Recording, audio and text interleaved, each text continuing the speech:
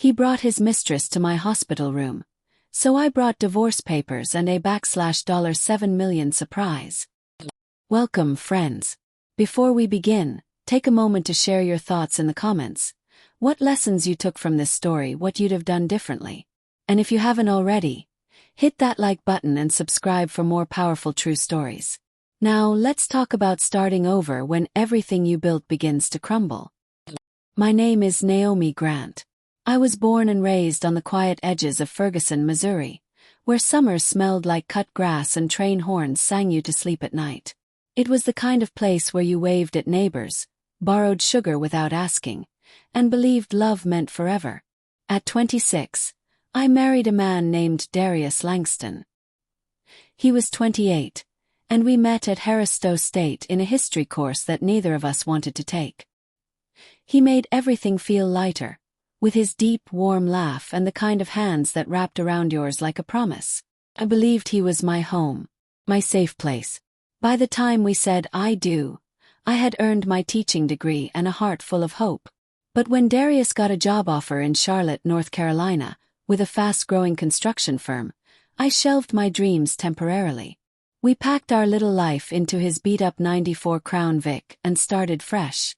He used to say, "Naomi, just take care of us at home. I got the rest." I trusted him. We rented a tiny sunlit house in the Wilmore neighborhood. Darius would come home with corner store flowers on Fridays, hug me from behind while I cooked, whisper little jokes in my ear as cicadas buzzed outside. On Saturdays we'd sit on the back steps peeling peaches, our hands sticky, our laughter full and real. But joy has a way of slipping out the back door when you're not watching. By the 5th year, Darius wasn't bringing flowers anymore. He stopped asking what I was reading or how I'd slept. Work, he said, was demanding.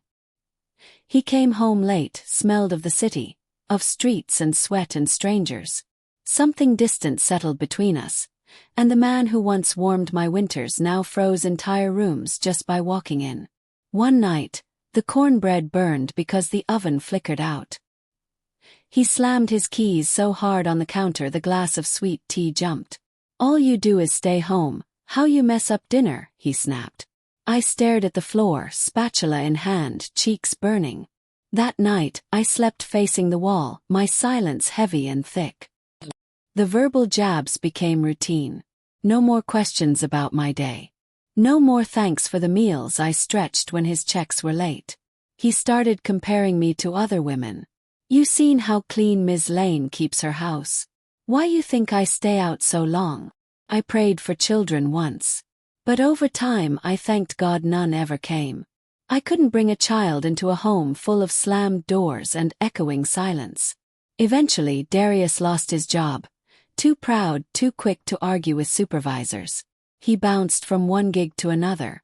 I stopped asking questions, learned to tiptoe around the storm. At one point, I sold the old Buick my father left me just to cover rent. I tutored neighborhood kids in basements and church halls for $20 a session, slipping the cash under the mattress like it was sacred. Never felt like enough. Then came the shift. Last summer, Darius joined a boutique real estate agency, mostly commission-based. Suddenly, he was wearing designer shirts, buying expensive cologne he once mocked, flashing a gold chain that didn't belong to our budget. He stopped eating dinner with me. Networking events, mixers, late meetings. Always a reason to come home late. One night, he came in humming, shirt half untucked, reeking of a floral perfume I didn't wear. He said he was closing a deal with a new investor, Alani. When I asked who she was, he just chuckled and waved me off. Later that week, I found a receipt from a luxury restaurant uptown. A place he once said we could never afford. We had never been there together. I didn't argue. I started documenting. Receipts, phone calls, late arrivals. He changed his password. I didn't care. I watched, waited, quietly. Then one afternoon my mother called. Her voice trembled. "Baby, you remember your Aunt Cora's property out by Table Rock Lake? She left it to you. The land's worth over $5 million now. And don't forget that row house your grandma left you downtown. That's at least $2 million. I nearly dropped the phone. I had forgotten I owned anything. Darius didn't know. And now I realized I didn't need him to build a future. That night, when Darius announced he'd be gone for a week on a business trip to Winston-Salem, I smiled. I pulled out my old laptop and researched divorce laws in North Carolina. I called Patrice, an old college friend and now a powerful attorney. She didn't hesitate. But fate had one more twist. Driving back from the market, a truck braked hard in front of me. I swerved. Tires screamed. Then darkness. I woke in a hospital bed, ribs fractured, neck in a brace. Darius didn't show up until the next afternoon. And he didn't come alone. A tall woman in a powder blue jumpsuit stepped in beside him, gold-tipped braids, a smirk too wide. "I'm Alani," she said. "I know this is awkward, but it's time you moved on. Darius and we're together now." He barely met my eyes. "It's better this way, Naomi. Just let go." Without flinching, I reached into the bedside drawer and pulled out a manila envelope. "I already did," I said, sliding the divorce papers toward him. All I needed was the last push. His smug look cracked. "Fine. I'll sign." 3 days later, Patrice filed every motion. I froze our joint accounts.